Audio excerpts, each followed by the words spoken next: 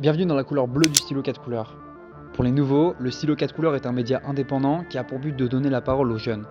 Dans l'épisode d'aujourd'hui, j'ai interviewé 4 étudiants en médecine pour leur poser 10 questions sur leurs études. Ils liront ces 10 questions sur des papiers qui se sont retrouvés sur leur table de classe. Voici les 4 étudiants. Clément Graffin, 2e année médecine, Inès Chloé, 1re année de médecine, Paul, ex-étudiant en médecine, et Maël Rousseau, 1re année médecine. Pour filmer l'interview, j'ai emprunté une table à un lycée et un fond vert de mon école. Malheureusement, pour cette interview, j'ai commis une erreur d'éclairage. Les étudiants sont surexposés et la nuit commençant à tomber, la lumière paraît un peu orangée sur leur visage. J'ai pas mal hésité à diffuser cette vidéo, mais j'ai préféré valoriser le contenu et vous partager les retours des étudiants au dépit du visuel. En espérant que ça n'amputera pas sur le visionnage, et bonne vidéo.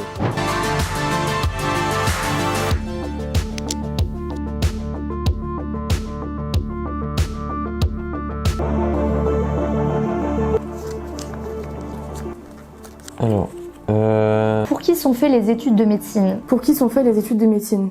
Alors là, pour ceux qui arrivent à apprendre facilement, c'est tout. Je dirais que les études de médecine, c'est fait pour des gens qui aiment travailler, qui aiment apprendre de nouvelles choses, qui aiment découvrir un peu notre corps et tout ça, qui sont intéressés par les gens, qui sont aussi du coup intéressés par le contact social, par le fait d'aider les personnes. Je dirais pas qu'elles sont faites pour un type de personne, mais faut avoir envie de faire ça et faut être sûr qu'on a envie de faire ça. je pense qu'il faut avoir beaucoup de détermination et pour réussir le concours surtout. Faut pas juste penser qu'on fait ça pour l'argent ou quoi, parce que je sais qu'il y a beaucoup de personnes qui ont envie d'aller en médecine d'un point de vue financier, parce que c'est un métier qui, au long terme, rend assez confortable. Il faut être prêt à faire toutes ces années d'études, donc c'est une vraie réflexion. C'est assez long, il y a des conditions qui sont pas faciles et surtout c'est un apprentissage constant en fait. On va apprendre pendant une dizaine d'années, donc je pense que c'est pour les personnes aussi qui aiment bien apprendre, parce qu'il faut aimer apprendre. C'est pas des études où tu vas par exemple pour l'argent, pour les trucs comme ça, c'est vraiment des études qui doivent te plaire,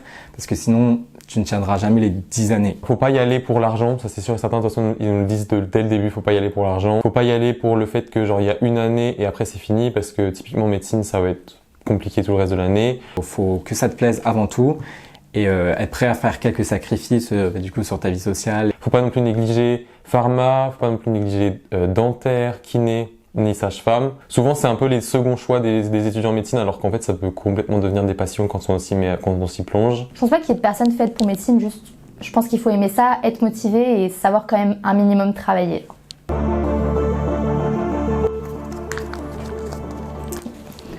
Comment se passe le LAS et la PAS? Comment se passe le LAS et le PAS? Moi du coup je suis en LAS. Moi j'ai fait PAS maths. Moi j'étais en PAS l'année dernière. Alors là c'est la passe un peu le yin et yang, en fait c'est un peu l'opposé. Le PAS c'est une majeure santé qui va occuper 90% de ton année à peu près, et ça va être là où tu vas avoir le concours, donc c'est là où vous faites le meilleur sur tout ce qui est matière santé, et tu vas avoir une mineure à côté qui peut être qui ne rien à voir, donc il y a du droit, il y a des maths, il y a beaucoup de matières qu'il faut valider à 10 pour valider ton année et pour du coup aller en 2e année de médecine si tu es assez performant pour être dans les premiers au concours. La LAS c'est un peu l'opposé, c'est-à-dire que ta majeure ça peut être très varié, donc il y a anglais, du droit, des maths et tout ça, et tu as une majeure de santé qu'il faut valider à 10 et il faut être très performant sur ta majeure. Par exemple, si tu prends une majeure anglais, il faut être très performant en anglais. Ce qui se fait que si tu as une matière où tu es très fort, qui ne sont pas associés au tout ce qui est santé, etc., tu peux aller en LAS, être très performant sur ta matière et quand même aller en 2e année de médecine après. Moi j'avais fait maths et une de mes meilleures amies elle avait fait sciences de la vie. On a réussi parce qu'on avait des profils scientifiques, mais en fait on y a passé beaucoup trop de temps parce que c'est beaucoup plus abstrait par exemple pour les maths, et c'est beaucoup plus, c'est intense pour la science de la vie. Et le fait de pas s'être renseigné avant, en fait ça nous a un peu mis dans le panneau. Si on avait pris PAS psycho, si on avait su que la psycho, en fait, les partiels c'était que à la toute fin, qu'il n'y avait pas de contrôle continu, alors qu'en maths il y en avait, que en fait c'était des QCM, du coup c'est plus simple souvent. Enfin, tu vois, il y a plein de trucs comme ça où il faut surtout se renseigner sur la licence d'à côté. La PAS c'est tout simplement 2 semestres. Chaque semestre a des matières un petit peu différentes, donc ça va dépendre. Et à la fin de chaque semestre, on va avoir donc un concours avec donc que des QCM. Et ces QCM, ils portent sur les détails du cours, ça peut être des calculs, etc. Et voilà, et à la fin de ces 2 semestres, si on est dans le numérus qui a été donné par la fac, c'est-à-dire le nombre d'étudiants pris, on est accepté, et sinon non. Après, il y a aussi les oraux, mais ça, c'est un autre truc. Le truc le plus fou que tu aies vu en médecine? Le truc le plus fou que tu aies vu en médecine? Alors, Ça va être un cœur humain. Enfin, on était en stage et notre CCA, du coup, notre chef de service, il nous a dit oui, si vous voulez, il y a quelqu'un qui est mort récemment et vous pouvez venir voir. Du coup, ils ont ouvert le sternum et ils ont sorti le cœur. J'ai pu voir une personne décédée, on a dû lui retirer son pacemaker, donc voilà. Pour l'instant, c'est ça que j'ai vu le plus fou. Nous, on avait fait de la neuro. Donc tout ce qui est les nerfs qui sont dans le crâne, qui partent du cerveau et tout, enfin qui partent du cervelet, enfin bref, une partie dans le cerveau. On avait vu la motricité. Alors je pense que vu que c'était la première année, c'était simple. Même si ça restait difficile, c'était simple. Mais c'était assez intéressant de voir comment on bouge un bras, comment on bouge une main. Même de manière générale, en vrai, de savoir toutes les réactions chimiques qui se passent dans le corps quand on voit quelque chose, c'était assez intéressant. quels sont les cours que tu préfères? Quels sont les cours que tu préfères? C'était souvent les cours que je trouvais le plus utiles. Par exemple, l'anatomie, en vrai, c'est tout bête, mais apprendre les muscles, c'était assez intéressant. Par contre, c'était dur à faire. C'était vraiment apprendre par cœur et apprendre par cœur un peu bêtement. Mais ça m'intéressait parce que de voir combien de muscles on a dans la main, dans le bras, etc. Alors moi j'aime beaucoup la médecine, genre les matières scientifiques, etc., l'anatomie, mais je trouve que c'est quand même des matières qui sont très prenantes et qui font mal à la tête. La cardiologie, j'ai beaucoup aimé avec la sémiologie pédiatrique parce que j'aime beaucoup les enfants. Et sinon, là, au 2e semestre, j'ai pas trop touché les référentiels, donc je sais pas trop quelle matière je préfère. Donc en 2e année, donc pour le 1er semestre, je pense que c'est la cardiologie, donc tout ce qui est l'appareil circulatoire, l'appareil cardiovasculaire. Et la sémiologie, donc la sémiologie, c'est tout ce qui va être détecter un peu les symptômes qu'a le médecin, le patient, pour ensuite voir quelle maladie il a. J'aime beaucoup aussi les matières comme l'éthique, la psychologie, etc. parce que c'est des matières qui sont un peu plus douces et où on apprend vraiment des choses, mais vis-à-vis des autres, vis-à-vis des relations aux autres, etc. Donc en vrai, j'aime bien tout, mais je préfère quand même les matières douces où il n'y a pas trop de réflexion. Alors, est-ce qu'il y a une réelle pression mise sur les étudiants? Au quotidien, non, pas vraiment, parce que du coup, on est vraiment seul face à nos cours, on est seul chez nous à organiser notre propre planning, etc. Donc on est vraiment lâché. Donc sur ce point-là, il n'y a pas vraiment de pression. en 2e année, pas tellement parce qu'il n'y a pas de concours, donc on est lambda par rapport aux autres. Mais sur les premières années, effectivement, il y en a une suite à un concours. En tant que 2e année, il n'y a pas de pression parce qu'on ne connaît pas, on ne sait pas qui on est, donc on est un peu mêlé parmi tant d'autres, donc il n'y a pas de pression. Je dirais que c'est plus sur les années d'après, on va avoir nos premières responsabilités en tant qu'externe, où on va avoir des réelles missions, on va pouvoir peut-être avoir la vie des gens entre nos mains. Donc là, on va avoir plus de pression, mais sinon, en tant qu'étudiant en 2e année de médecine, il n'y a aucune pression, c'est juste les résultats. C'est moi-même qui me mets la pression si jamais je dois me la mettre, mais sinon, il n'y a pas de pression sur les autres personnes. Par contre, il y a une pression en termes de concours et en termes des autres, c'est-à-dire qu'on est constamment en compétition avec les autres, on doit être le mieux classé possible et il y a cette pression de se dire si je suis pas bien classée, je ne passerai pas mon année, donc je ne ferai potentiellement pas ce métier-là qui m'intéresse. En gros, en fait, les profs, ils vont pas dire directement qu'il y a en fait, ils vont dire qu'il y a un concours, mais ils vont pas dire que ça va être la pression énormément. Par contre, en fait, nous, on le sait parce que quand on voit l'amphi qui est plein et qu'à la fin, on sait qu'il y a 200 places en médecine et moins de 100 dans les autres matières, en fait, c'est nous qui nous mettons la propre pression. Et ça peut être positif comme ça peut être négatif surtout.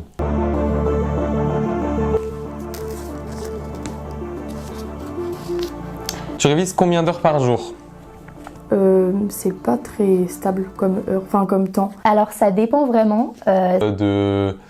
Ça faisait... Attends, je calcule.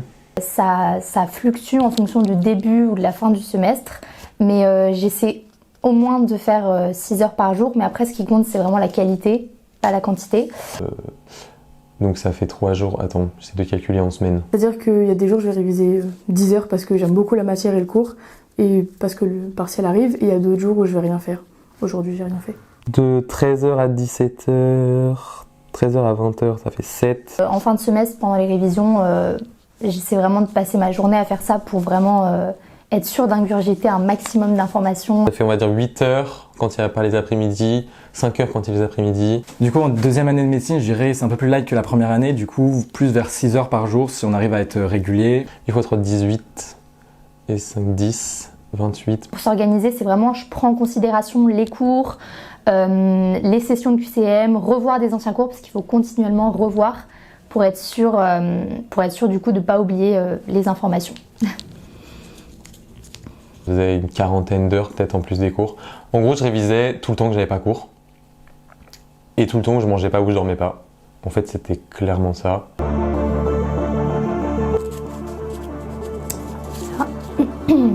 On se renferme beaucoup en première année ou pas? On se renferme beaucoup en première année ou pas? Je pense qu'on se renferme beaucoup si on a besoin de ça. Enfin, je sais que moi, par exemple, j'ai besoin de me renfermer pour être à fond dans ce que je fais et vraiment essayer de travailler et de donner mon maximum pour être sûr de ne pas regretter. Moi, oui. À part voir mes parents le midi et le soir pour manger et voir les quelques potes que j'avais en sortant des cours ou en arrivant en cours, je voyais personne. J'aurais tendance à dire que oui, après tout dépend de ce qu'on appelle se renfermer, parce qu'il y a des personnes en terminale qui n'étaient pas forcément hyper épanouies en termes de vie sociale. Donc, par exemple, c'était mon cas, j'avais pas beaucoup d'amis, donc je me suis pas spécialement renfermée entre la terminale et la première année.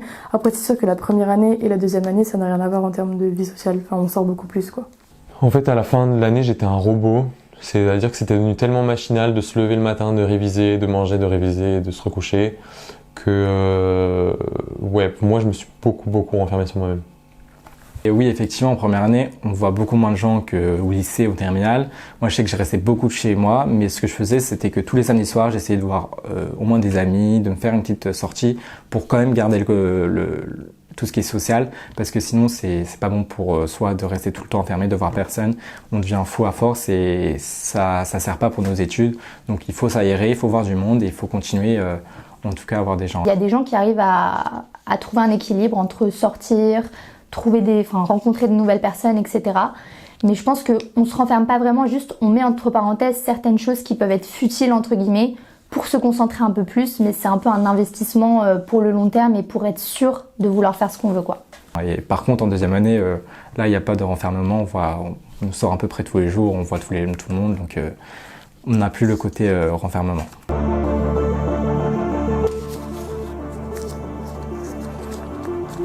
Qu'est-ce que tu conseilles à un futur étudiant en médecine?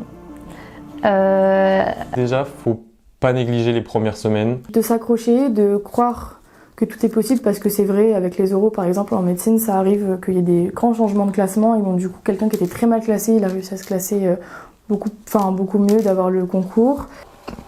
Moi je conseillerais d'essayer d'être le plus objectif envers soi-même, parce que la première année d'études de médecine elle est dure, il y a beaucoup de remises en question et ton propre ennemi c'est toi-même. Donc si tu arrives à être objectif, à voir où tu prêches, à voir où ça va pas, c'est en restant objectif que tu pourras t'améliorer et pas te faire de faux espoirs.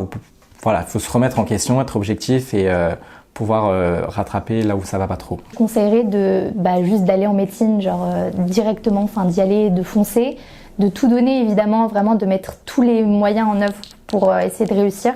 C'est ce que j'essaie de faire personnellement. S'accrocher et surtout de travailler le plus possible sans pour autant négliger le sommeil, parce que c'est important de bien dormir. Surtout, le plus important, c'est de trouver sa méthode de travail. Moi, c'est tout bête, mais je savais qu'il fallait que je fasse plein de choses, il fallait que je marche, il fallait que je parle. C'est pas grave aussi de se réorienter, je pense, mais il faut pas directement partir défaitiste. Je pense que tout le monde a ses chances et il faut juste être motivé et voilà. Donc, j'espère que ça ira pour ces personnes-là, comme pour moi.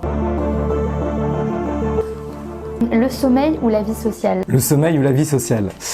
Alors j'aurais tendance à dire qu'en première année, le sommeil, en deuxième année, la vie sociale. Après avoir fait une année à faire que t'as fait, la deuxième année, on peut plus se consacrer à la vie sociale, quitte à pas avoir beaucoup de sommeil et à enchaîner les petites journées, mais plus la vie sociale en deuxième année.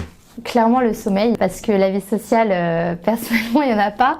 Mais le sommeil, c'est très important, vraiment, pour retenir les informations. Le sommeil, largement, il n'y a pas photo. La vie sociale, ouais, j'en ai pas eu pendant un an. J'en ai pas eu. Ça dépend de ce qu'on appelle la vie sociale, mais par exemple, quand j'étais le week-end chez mes parents, je mangeais avec eux. Je sais que j'aurais pas pu m'en passer. Vu que j'étais à Nantes, je faisais du covoiturage et je rentrais chez moi en voiture. Ou même quand on rentre en métro, je suppose de Paris, le faire à plusieurs et pas tout de suite se renfermer sur soi-même comme on va l'être dans sa chambre pendant encore 8 heures l'après-midi, tu vois. Je pense que c'est important. Moi, j'avoue que j'ai fait très très peu de soirées et que de manière générale, la vie sociale, c'était pas important, surtout parce que le sommeil, c'était super important.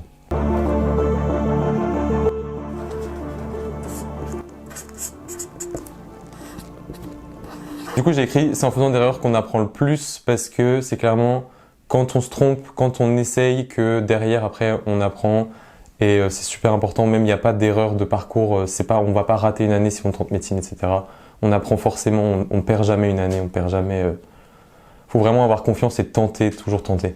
Ma phrase c'est advienne que pourra, parce que c'est un peu... pour mes études de médecine, on a toujours le doute de est-ce que c'est le bon chemin, est-ce que j'aurais dû faire ça? Et du coup, une fois lancé dedans, advienne que pourra, je verrai où ça me mène et pas réfléchir à ce qu'auraient été mes autres options si j'avais fait autre chose et se consacrer qu'à la médecine. Super, nickel, trop bien. Ma phrase c'est en visant la lune qu'on atterrit dans les étoiles. Du coup c'est ma maman qui me disait ça avant que je commence médecine et c'était pour dire que quand on a de l'ambition, même si on a visé trop haut, on atterrit forcément quelque part qui nous plaira. Moi, si je devais retenir une phrase qui m'a marquée dans ma vie au quotidien, c'est Carpe diem. Donc ça veut dire vis chaque jour comme si c'était le dernier, vis au jour le jour. Pourquoi ? Parce que je pense que c'est important d'avoir des projets, je pense que c'est important d'un point de vue par exemple professionnel comme pour médecine de se projeter, d'être dans ses études, etc. Mais je pense qu'il ne faut pas oublier non plus qu'on a une vie à côté et qu'on n'a qu'une seule vie et que après on est quand même dans les plus belles années de notre vie. Donc même si c'est dur au quotidien, il ne faut pas oublier qu'on a une vie et qu'il faut parfois s'autoriser de sortir, s'autoriser de respirer, de voir ses amis parce que sinon après c'est trop tard et on est juste triste ou on regrette de ne pas avoir profité avant. Donc faut pas se sacrifier, il faut trouver un bon équilibre entre professionnel et vie privée. Merci d'avoir écouté la vidéo et bonne chance et bon courage pour vos études. Merci de m'avoir écouté. Merci d'avoir regardé la vidéo. À bientôt.